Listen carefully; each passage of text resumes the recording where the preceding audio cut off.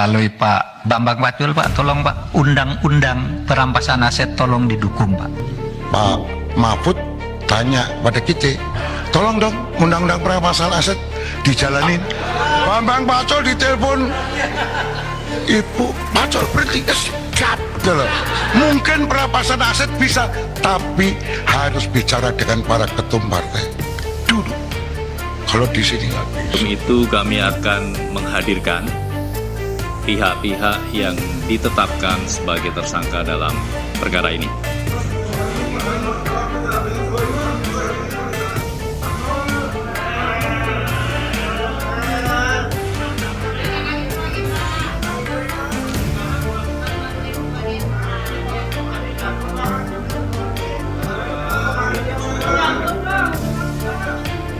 Adalah mengesahkan RUU perampasan aset, tapi kan itu selalu mandek nih Mas di parlemen. Nanti strateginya saat itu jadi presiden gimana tuh Mas? Komunikasi dengan parlemen. Ya, jadi satu komunikasi, yang kedua, yuk bagi seluruh masyarakat yang mengharapkan RUU itu untuk disahkan, dukung partai-partai yang mau mengubah RUU itu atau mengesahkan RUU itu. Jadi kekuatan untuk mengubah agar disahkan menjadi lebih kuat. Masyarakat juga saya rasa menginginkan itu dikerjakan. Itu. Untuk menghilangkan Noel yang lain, yaitu Wamenaker yang terlibat korupsi, maka RUU perampasan aset harus segera disahkan. Sudah hampir puluhan tahun, dan beliau tadi disampaikan merespon sangat cepat sekali. Bantu saya, karena saya nggak bisa sendiri sebagai presiden, harus ada DPR, partai politik.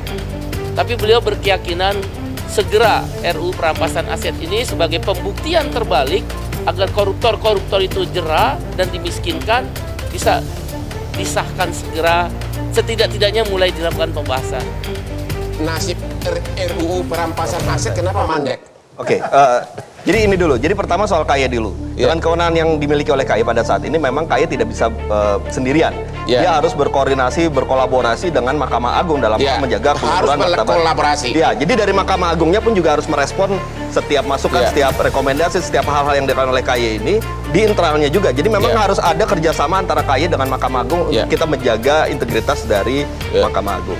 Mengenai RUU perampasan aset, ya saat ini sudah tidak pernah ditolak Bang, sebenarnya itu juga keliru. Apa karena DPR-nya takut malah jadi senjata makan tuan gitu?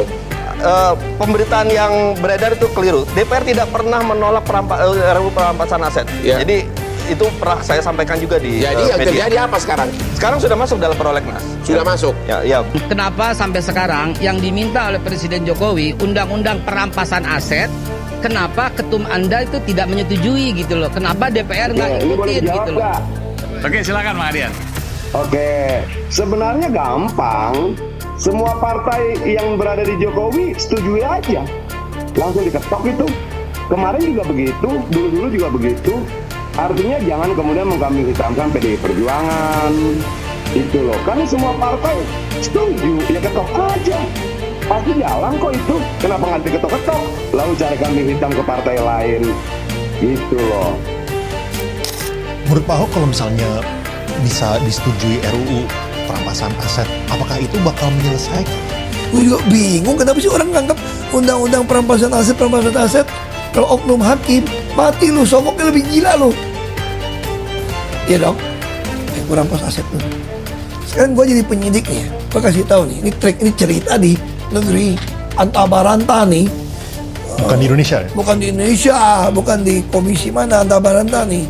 Oh, ini komisi yang berantas korupsi nih misalnya gitu ya, atau badan berantas korupsi lah, atau badan perampas aset koruptor lah gitu ya. Nah, kau tangkap si A nih, kau kasih, ini terjadi di negeri Antabaranta. Kau tangkap nih si A yang nyolong koruptor nih, kau panggil nih, gue udah punya dong daftar harta dia dong, betul nggak? Pasti gue udah punya nih. Kau tanya, lu mau gua sita semua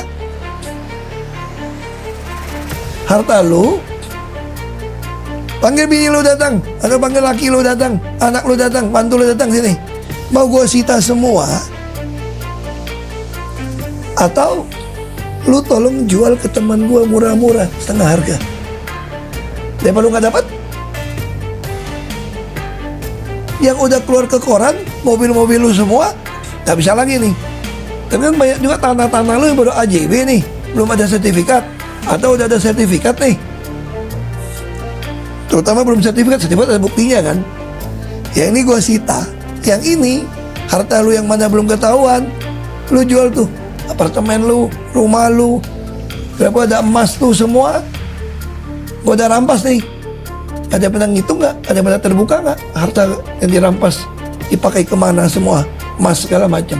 Itu gua bisa nekan itu orang. Lu jual sama teman gua itu ya. Udah ada tukang ngumpul tuh. Tanah 20 juta bisa jualnya 5 juta nih. Ayo gua sita. Lu daripada nggak dapat duit, itu bisa terjadi. Lalu apa? Bu Megawati itu dikabarkan tidak setuju undang-undang perampasan aset.